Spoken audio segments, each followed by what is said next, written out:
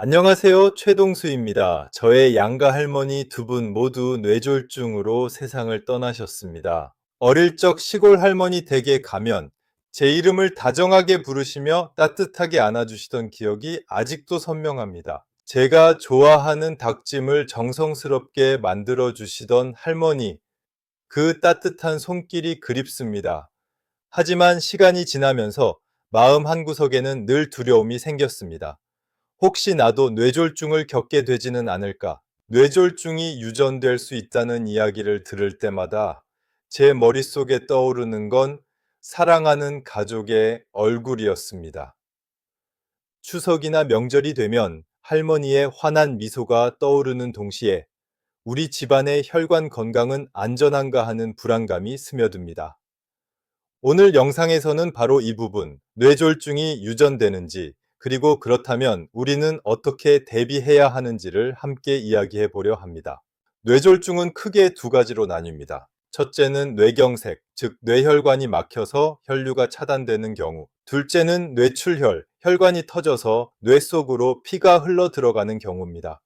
우리 뇌는 단 5분만 혈류가 끊겨도 손상을 입습니다. 그래서 뇌졸중은 골든타임을 놓치면 평생 장애를 남기거나 생명을 잃을 수도 있죠. 일반적으로 뇌졸중은 고혈압, 당뇨, 흡연, 고지혈증, 비만 같은 생활습관 요인과 깊은 관련이 있다고 알려져 있습니다. 하지만 최근 의학 연구는 여기서 한 발 더 나아가 유전적 요인이 무시할 수 없을 정도로 크다는 사실을 밝혀냈습니다. 가족력이 있는 경우 뇌졸중 발병 확률은 평균보다 두세 배 높아진다는 보고도 있습니다. 뇌졸중이 유전된다고 할 때 그것은 단순히 병이 직접 물려온다는 의미는 아닙니다. 대신 혈관을 취약하게 만드는 유전자 변이가 부모로부터 자식에게 전달될 수 있다는 것이죠. 예를 들어 혈관 내피세포의 재생 능력에 관여하는 유전자 혹은 혈액 응고를 조절하는 유전자의 변이가 있으면 작은 손상에도 혈관이 쉽게 막히거나 터질 수 있습니다.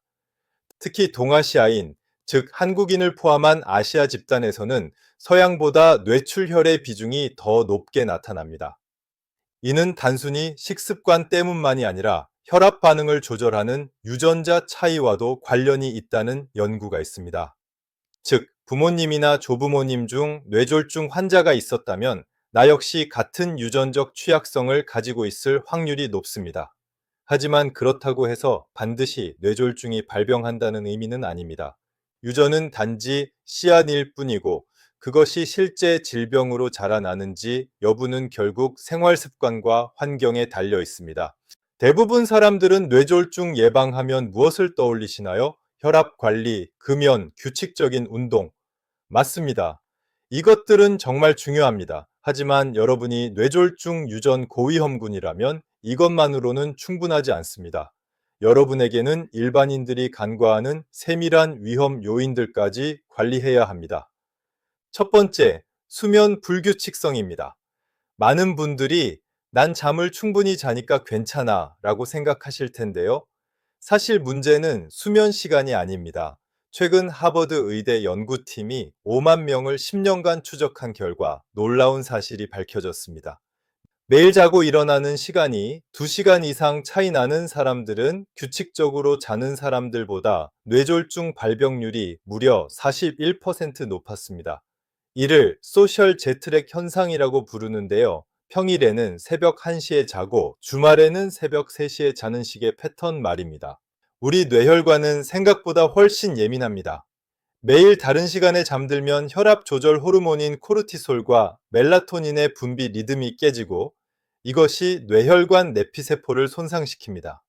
특히 유전적으로 혈관이 약한 분들은 이런 작은 변화에도 치명적인 영향을 받습니다. 두 번째, 대기 오염입니다. 나는 담배도 안 피우는데 무슨 상관이야? 라고 생각하실 수 있지만 초미세먼지 PM2.5는 흡연만큼이나 위험합니다. 서울대 의대 연구진이 발표한 논문에 따르면 PM2.5 농도가 10mg M사람 증가할 때마다 뇌졸중 발병 위험이 8% 상승했습니다. 더 무서운 건 이 미세먼지가 폐에만 영향을 주는 게 아니라는 점입니다. 2.5 마이크로미터 이하의 극초미세 입자들은 폐포를 통과해 혈관으로 직접 침투합니다. 그리고 혈관 내피세포에 염증을 일으키고 혈액을 끈적하게 만들어 혈전 형성을 촉진합니다. 특히 유전적으로 혈관 내피세포가 약한 분들은 같은 농도의 미세먼지에 노출되어도 일반인보다 2배 이상 염증 반응이 강하게 나타납니다.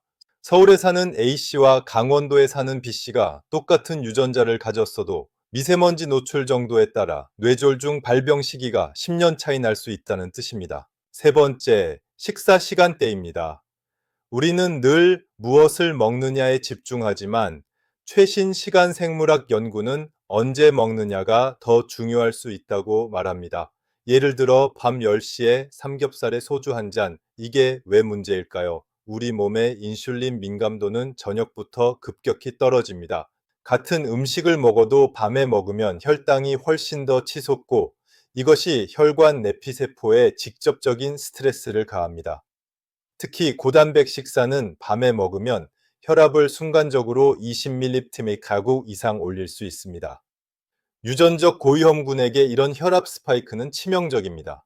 잠자는 동안 뇌혈관이 감당하기 어려운 압력을 받게 되는 것이죠. 반대로 같은 음식이라도 아침에 먹으면 몸이 효율적으로 처리하고 혈관도 안정적으로 유지됩니다.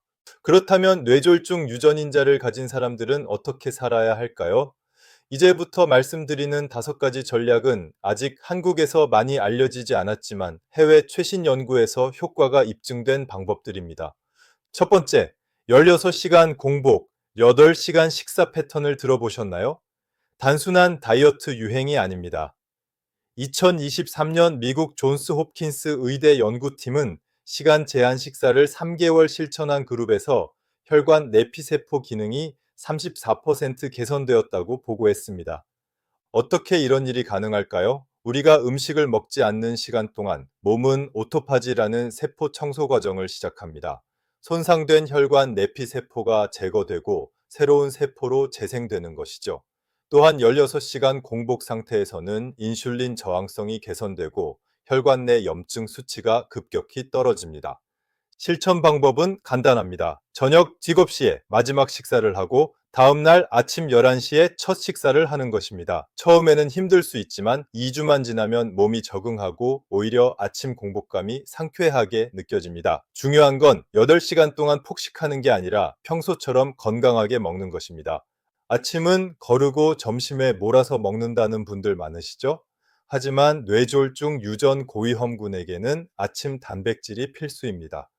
텍사스 대학 연구진이 밝혀낸 배에 따르면 아침에 단백질 30카다 이상을 섭취한 사람들은 하루 종일 혈압 변동폭이 15% 감소했습니다. 왜일까요? 아침 단백질은 GLP-1이라는 호르몬을 분비시켜 혈관 내피세포를 보호하고 혈당 스파이크를 예방합니다. 구체적으로는 계란 2개, 그릭 요거트 1컵, 아니면 두부 반 모 정도가 좋습니다.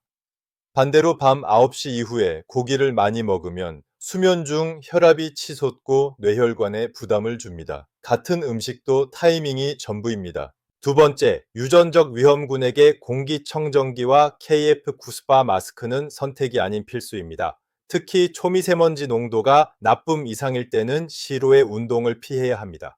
그럼 운동을 안 하라는 거냐가 아니라 어디에서 하느냐가 중요합니다.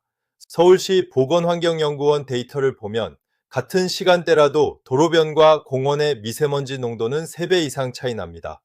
교통량이 많은 큰 도로에서 30분 걷는 것보다 한강변이나 공원에서 1시간 걷는 게 훨씬 안전합니다.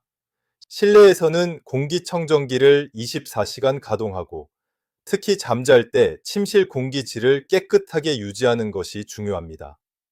우리가 하루 중 가장 오래 머무는 곳이 침실이니까요. 네 번째, 주말에 2시간 등산하고 평일에는 전혀 운동 안 하시나요? 사실 이것보다는 하루에 10분씩 3번 걷는 게 뇌혈관에 훨씬 좋습니다. 영국 레스터 대학 연구팀은 하루 30분을 한 번에 하는 것보다 10분씩 3번 나눠서 하는 게 혈압 변동을 안정시키고 내피세포 기능을 30%더 개선시킨다는 결과를 발표했습니다. 격렬한 운동은 오히려 순간적인 혈압 스파이크를 일으켜 위험할 수 있습니다. 대신 식후 10분 산책, 점심시간 10분 계단 오르기, 저녁 10분 스트레칭처럼 생활 속에서 자주 가볍게 움직이는 것이 최고의 전략입니다. 다섯째, 요가급 시간 vs 8시간이 중요한 게 아닙니다. 매일 같은 시간에 자고 일어나는 것, 이게 핵심입니다. 스탠퍼드 수면 연구센터에 따르면 취침 시간이 매일 1시간씩만 달라져도 뇌혈관의 혈압 조절 기능이 20% 저하됩니다.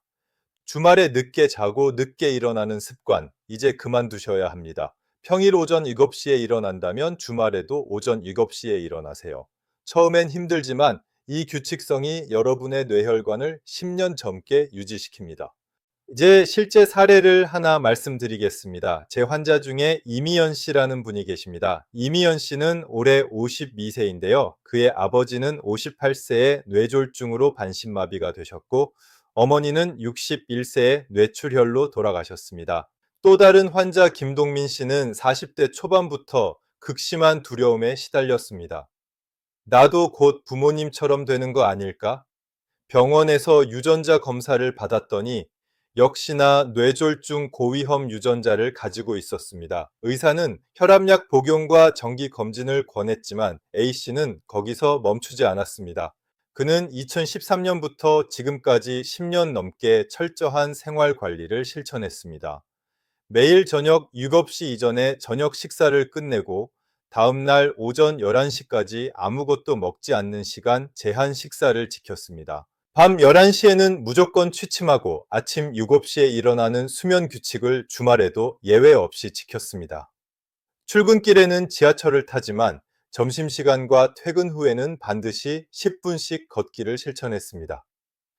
미세먼지가 나쁜 날에는 KF94 마스크를 착용하고 집에는 공기청정기 3대를 24시간 가동했습니다. 친구들은 너무 예민한 거 아니냐고 했지만 A씨는 흔들리지 않았습니다. 그 결과는 어땠을까요? 최근 A씨는 종합건강검진을 받았는데 경동맥 초음파에서 혈관 나이가 40대 초반으로 나왔습니다. 실제 나이보다 10년 젊은 혈관을 유지하고 있는 것이죠. 혈압은 118/75로 완벽하고 혈당과 콜레스테롤 수치도 모두 정상입니다. 담당 의사는 이 정도 관리라면 부모님과 같은 길을 갈 확률이 매우 낮다고 말했습니다. A씨는 말합니다. 10년 전에는 두려움으로 시작했지만 지금은 습관이 되었어요. 그리고 무엇보다 제 딸에게 건강한 아빠로 오래 남고 싶습니다. 이것은 단순한 개인 사례가 아닙니다. 2024년 미국 심장학회 AHHA가 발표한 대규모 연구 결과를 보면 과학적 근거가 명확합니다. 뇌졸중 유전 고위험군 2만 3천 명을 15년간 추적한 결과 생활습관 점수가 높은 상위 20% 그룹은 하위 20% 그룹보다 뇌졸중 발병률이 무려 63% 낮았습니다. 여기서 생활습관 점수란 식사 시간 규칙성, 수면 패턴, 운동 빈도, 미세먼지 노출 정도 등을 종합한 지표입니다. 더 놀라운 연구도 있습니다. 영국 케임브리지 대학 연구팀은 쌍둥이 연구를 통해 똑같은 유전자를 가진 일란성 쌍둥이라도 생활 습관에 따라 뇌졸중 발병 시기가 평균 12년 차이 난다는 것을 밝혀냈습니다. 이것이 의미하는 바는 명확합니다. 유전자는 출발선일 뿐 결승선은 우리의 선택이 결정한다는 것입니다. 여기까지 영상을 보신 여러분 정말 감사합니다. 어쩌면 이 영상을 보는 내내 불편하고 불안하셨을 수도 있습니다. 나도 가족력이 있는데, 나도 위험한 거 아닐까. 그런 생각이 드셨을 겁니다. 하지만 이 불안감이야말로 변화의 시작입니다. 우리는 모두 사랑하는 사람들을 떠올리면 뇌졸중의 무서움을 실감합니다. 어느 날 갑자기 말을 못하게 되고 한쪽 몸을 쓸 수 없게 되고 사랑하는 가족에게 짐이 되는 모습, 생각만 해도 가슴이 먹먹해집니다. 저 역시 할머니를 뇌졸중으로 잃었기에 그 고통을 너무나 잘 압니다. 하지만 중요한 사실은 우리에게는 선택권이 있다는 것입니다. 유전은 우리가 선택할 수 없는 카드입니다. 부모님으로부터 물려받은 유전자를 바꿀 수는 없습니다. 하지만 그 카드를 어떻게 플레이할지는 온전히 우리의 몫입니다. 오늘 제가 말씀드린 것들 혁명적이거나 거창한 것이 아닙니다. 매일 같은 시간에 자고 일어나기, 저녁은 일찍 먹고 아침에 단백질 챙기기, 미세먼지 심한 날 마스크 쓰기, 하루에 10분씩 3번 걷기. 누구나 할 수 있는 일들입니다. 하지만 이 작은 실천들이 모이면 10년 후, 20년 후 여러분의 뇌혈관 나이를 결정합니다. A씨처럼 유전자를 이기고 건강하게 나이 드는 것이 꿈이 아니라 현실이 될 수 있습니다. 과학은 이미 증명했습니다. 생활 습관 점수를 높게 유지한 사람은 유전적 위험을 60% 이상 줄일 수 있다고요. 혹시 여러분 가족 중에 뇌졸중 환자가 있으신가요? 부모님이나 형제자매가 뇌졸중을 겪으셨나요? 그렇다면 지금 이 순간이 바로 시작할 때입니다. 내일부터가 아니라 오늘 저녁부터입니다. 오늘 저녁 7시 이전에 식사를 마치세요. 오늘 밤 11시에 잠자리에 드세요. 내일 아침 같은 시간에 일어나서 단백질이 풍부한 아침을 드세요. 그리고 10분만 걸으세요. 이것이 첫걸음입니다. 혼자서 하기 어렵다면 이 영상을 가족과 함께 보세요. 댓글로 여러분의 다짐을 남겨주세요. 저는 오늘부터 시간 제한 식사를 시작합니다. 저는 매일 밤 11시에 잡니다. 라고요. 함께하면 더 쉽습니다. 저도 여러분과 함께 건강한 습관을 만들어 가겠습니다. 유전은 운명이 아닙니다. 유전은 단지 경고일 뿐입니다. 그 경고를 받아들이고 지혜롭게 대응하는 것, 그것이 바로 우리가 할 수 있는 최선입니다. 10년 후, 20년 후에도 사랑하는 가족들과 건강하게 웃으며 식사하는 그날을 상상해 보세요. 그 미래는 오늘 여러분의 선택에서 시작됩니다. 이 영상이 도움이 되셨다면 좋아요와 구독 부탁드립니다. 그리고 뇌졸중, 가족력이 있는 주변 분들께 이 영상을 꼭 공유해 주세요. 여러분의 작은 공유가 누군가의 생명을 구할 수 있습니다. 다음 영상에서는 뇌졸중 전조 증상을 놓치지 않는 법에 대해 알려드리겠습니다. 건강하세요, 여러분. 감사합니다.